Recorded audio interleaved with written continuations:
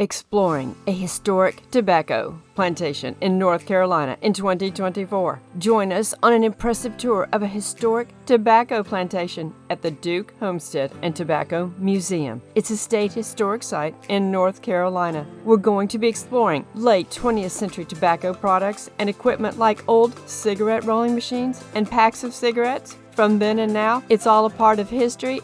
And it's so wild to see some of the exhibits at this very, very interesting museum. Travel across America with me. We're going to be learning about the history of tobacco production through this preserved 19th century farmstead, through the interactive and nostalgic exhibits here at the Duke Homestead and Tobacco Museum on the north side of Durham, North Carolina. It is on the North Carolina Civil War trails. You will start at the Visitor Center and Museum. The Duke Homestead, prosperity from the war. Let's look into the lives of Washington Duke. You will want to be sure to stick around to go out to the tobacco farm and historic structures. This is a registered National Historic Landmark, the Duke Homestead and Tobacco Factory. Tobacco heritage is part of North Carolina.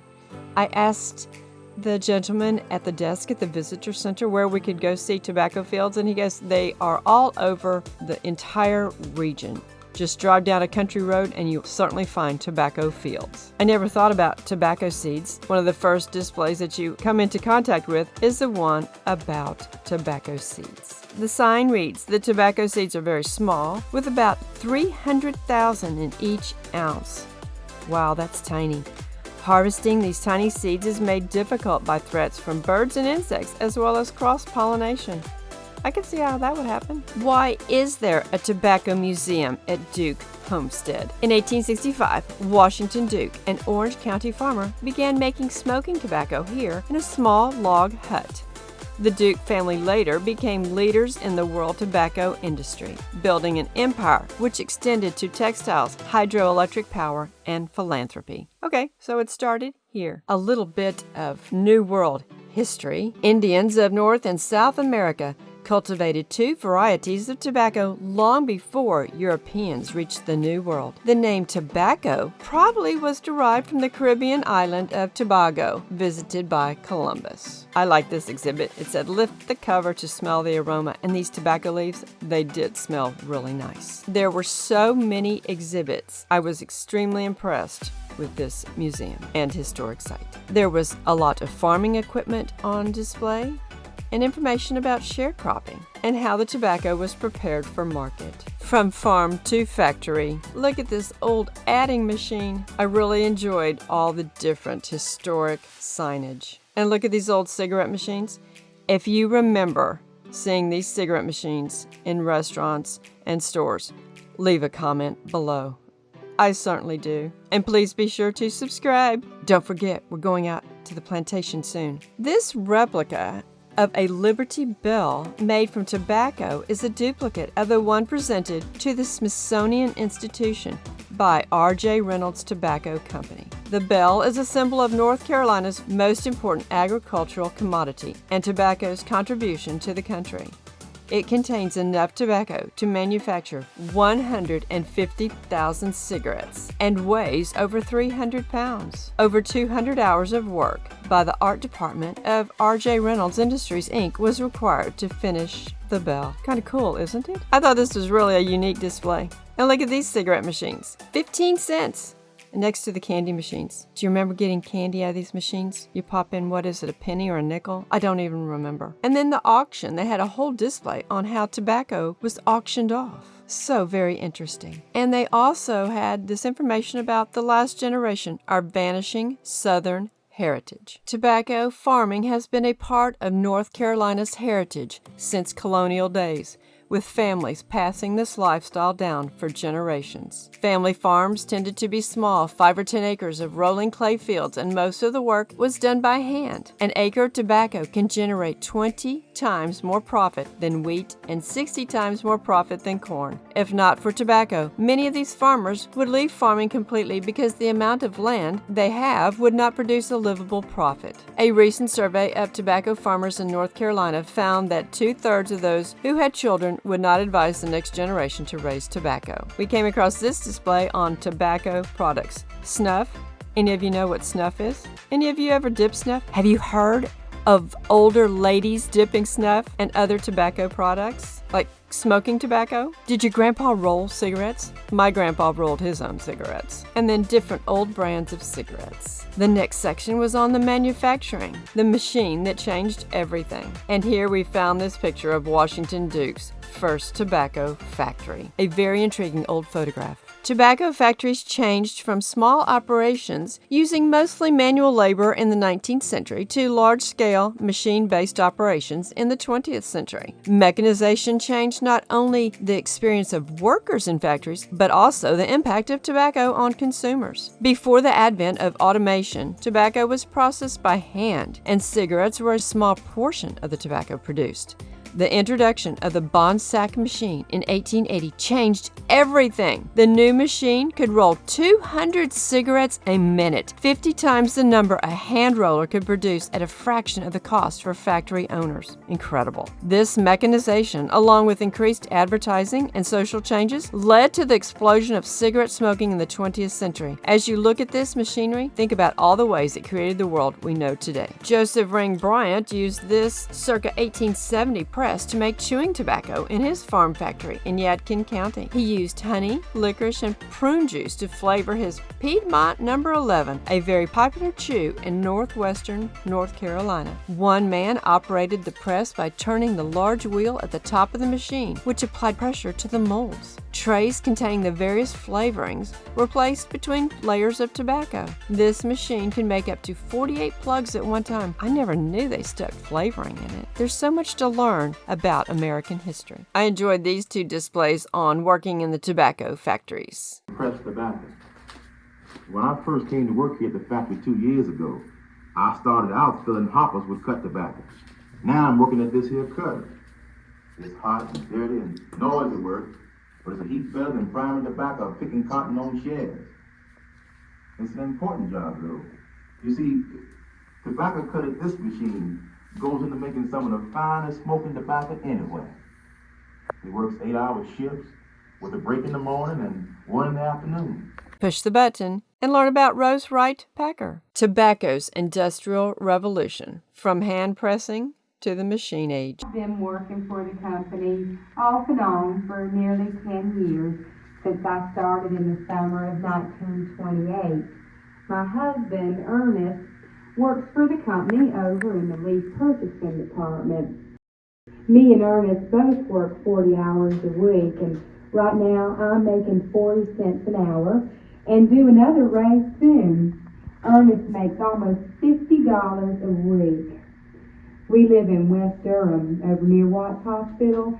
It was tobacco's Industrial Revolution. Hoppers located on the floor above were filled with blended tobacco, shredded by a cutter. This tobacco is then fed into the bond sack feeder. Look at this cigarette packer. Just amazing. Pow mow. Look at all those cigarettes. Isn't that crazy? Trays of cigarettes are carried to the packer and placed on a rack. The packer then plunges them into pockets holding 20 cigarettes each. The machine next applies foil, labels, stamps, cellophane, and tear tape. I didn't know that packages of cigarettes were called pockets. Did you? Cigarette rolling is one facet of the tobacco industry that has changed very little since the 19th century. Many quality cigars are handmade today, just as they were 100 years ago in New York City tenement houses. Two large cigar producing areas are Tampa, Florida, and Cuba. When we were visiting Key West, we came across a lot of information about cigars and the cigar industry, which is not far from Cuba. The American Cigar Company used this machine in Cuba to remove stems from the cigar wrapper tobacco. An operator, usually a woman, hand-fed individual leaves into the machine, which stripped the central stem from each leaf. The men of the tobacco industry. A. Bonsack, James B. Duke, R.J. Reynolds, John Dalton, George W. Hill. Don't forget, we're going out to the plantation soon, the home of Bull Durham Smoking Tobacco, Durham, North Carolina. In 1895, Rufus L. Patterson invented the Bag Jack, which John Thomas Dalton later improved. The American Tobacco Company used the machine on display from 1932 until 1977 to manufacture bags of Bull Durham smoking tobacco. There was a tremendous display on advertising. Here are examples of early advertising. How many of you have heard of Bull Durham? Tell me in the comments below. The quest for supremacy? Yes, women pushed to be able to smoke. They wanted to be equal. I'm not sure that was a whole good idea with this aspect of life. This was a clever display for sure.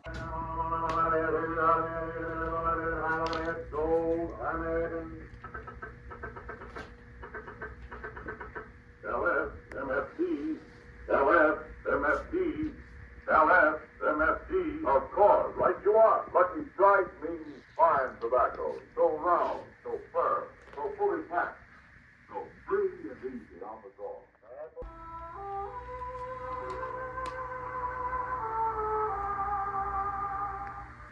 Of all the cigarettes, one and only one is recognized by eminent health and health specialists as definitely less irritating. That one cigarette is Philip. How many of you recognize some of these signs? And of course, magazines had many cigarette ads, but by the 70s, it was stopped. How about that old joke about Prince Albert being in a can? I have one of these old Prince Albert cans. I got it in the ghost town of St. Elmo in Colorado. Kind of nostalgic. This display exhibits a typical home in the 60s in America. How many of you grew up in a home just like this, or remember going to your grandparents' home that looked just like this?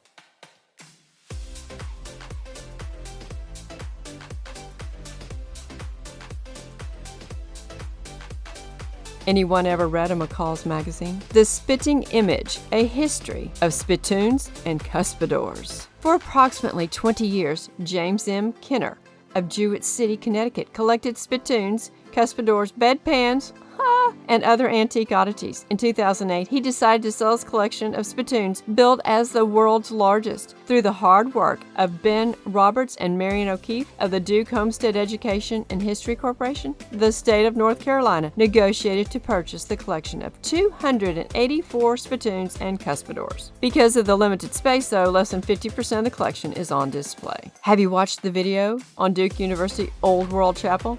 Stories, crypts, and stunning architecture? If you haven't, be sure to do that. Aromatic Perique tobacco is extremely rare, with less than 150 acres being grown in the entire world. St. James Parish, Louisiana, located 50 miles north of New Orleans, is the sole producer of this champagne of tobacco. Wow, we were just in Slidell. Have you watched the video on the street umbrellas? The antique umbrella street? What a cute video. I'm gonna have to check out this tobacco field. We'll have to go find this champagne of tobacco next time we're in Slidell. The large oak whiskey barrel, when fully packed, contains up to 500 pounds of tobacco. The jack screw exerts up to 30 tons of pressure on the ripened but uncured leaves in the barrel. Juices from the leaves act as a preservative in the fermentation process. After a year, the pressure is released. After a year, and the dark aromatic tobacco is shipped while still in the barrel. That's interesting. Then we found this collection of pipes from 1492 to 1750 from all over the world.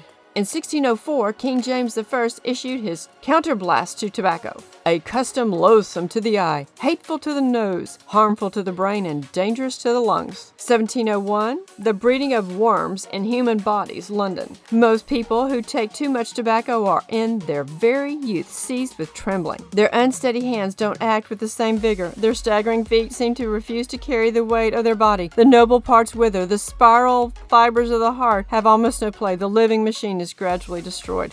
These are some crazy quotes, right? 1838, C.G. Sigmund, on the application of the express juice and infusion of tobacco to the skin and cautions to be observed in their use, American Journal of Medical Science. One singular property that tobacco possesses is that of making the hair grow on parts which have been a considerable length of time denuded. The juice of tobacco will very much tend to the growth of the hair. And then in 1964, the United States Surgeon General's report. Cigarette smoking is a health hazard of sufficient importance in the United States to warrant appropriate remedial action. And now shifting gears, tobacco is grown on every inhabitable continent. in the world. Major areas of production outside the United States include Brazil, China, and Southern Africa. The largest tobacco market in the world is no longer Wilson, North Carolina, but Zimbabwe, Africa. Wow. Now here's the part that is interesting. They had this section that talked about that tobacco is deadly, and we do know that. And they also had a section of where you could share your thoughts. I want to read part of this sign. As of 2018, more than 480,000 people a year die in the United States of smoking-related causes, including lung cancer, stroke, and heart disease. Around the world, that number is more than 6 million. Not only is cigarette smoking dangerous, but all forms of tobacco, including smokeless tobacco and e-cigarettes or vaping, pose a health risk. I'm just reading the sign. The complicated legacy of tobacco.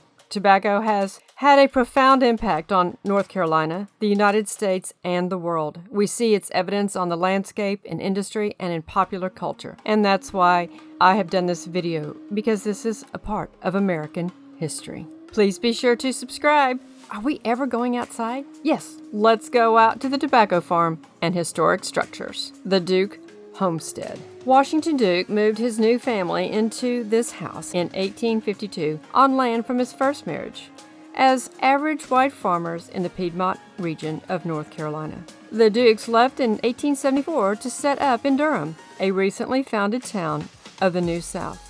The company the Dukes built here grew to become the largest tobacco company in the world and made Durham the seat of a powerful tobacco empire, a monopoly to eventually be broken up by the U.S. Supreme Court. The Dukes used their power and money for many philanthropic projects. This homestead today tells many stories, and that's what I'm hoping that you will gain from this video. The U.S. Supreme Court busted the ATC in 1911, splitting the monopoly up into multiple smaller companies for violation of the Sherman Antitrust Act. The same act that most recently was used against Microsoft in 2001. The Dukes gave away tens of millions of dollars, including in support to Trinity College, now Duke University.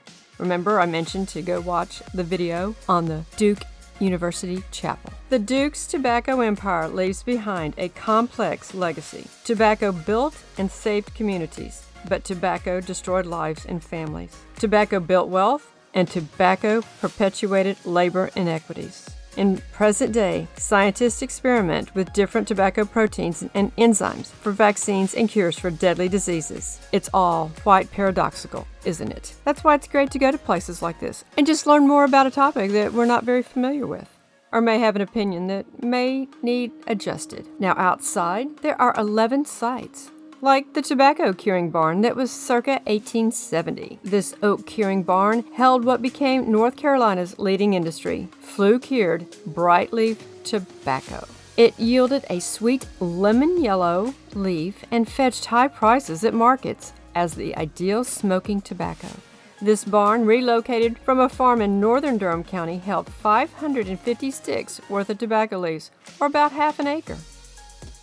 The tobacco pack house. Circa 1901. After curing, the dry, brittle leaves from the cure barn were placed in the lower level ordering pit, where they absorbed the moisture from the exposed ground overnight, becoming pliable. And then we passed through the entry gate. Washington Duke and laborers erected buildings beyond this gate between 1852 and 1874. This gate is copied from a 1904 photograph of the homestead and documented earlier through archaeology. And then step 4 is the first tobacco factory, circa 1850s. Originally built as a corn crib for Washington Duke's early farming operations. I gotta add here, we were just at Thomas Stone's home, and he had a corn crib and a tobacco barn. Back to what I was saying. Originally built as a corn crib for Washington Duke's early farming operations, it was repurposed as a pipe tobacco factory in 1865 when he founded W. Duke & Sons.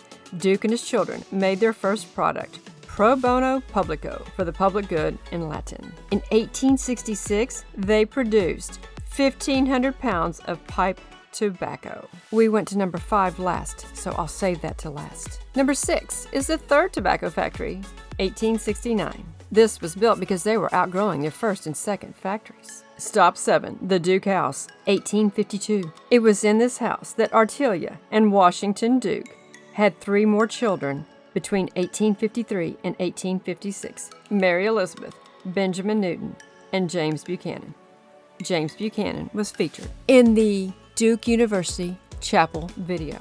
At its peak, this 4-room house accommodated 8 people, including Caroline, who was enslaved here in 1855. Number 8 is the well house, circa 1860. The well house was constructed adjacent to a hand-dug well, approximately 40 feet deep.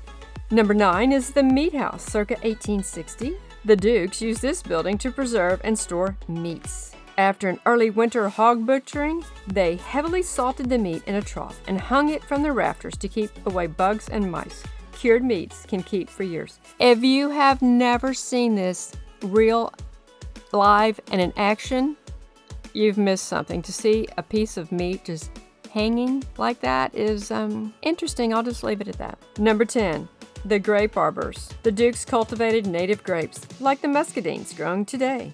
The arbor also provided shade during hot weather. We're experiencing some hot weather now, kind of like the Krispy Kreme hot now. The kitchen garden. Like most farming families in the 19th century, the Dukes kept a kitchen garden with fresh vegetables and herbs for personal consumption. And then back to number 5, because that's where we ended our tour of the homestead. The tobacco and crop fields. Washington Duke spent his early years farming mostly wheat, corn, and oats and experimented with growing tobacco as a cash crop in the years preceding the Civil War. He also likely grew standard seasonal field crops seen on most mid-Atlantic region farms in this era. Today, staff maintains a small representative patch for tobacco, and I'm so glad they did that. Please do not forget to subscribe, and if you have any comments about anything I've talked about in the video, please leave them in the comments below, and give me a thumbs up if you're enjoying all the videos on American history. Flip-flops on the ground and classic road trip. You won't want to miss all the other videos from North Carolina, including those that I've already posted on Raleigh. There's one more to go in Durham, one of the most historic places of the Civil War, where it officially ended.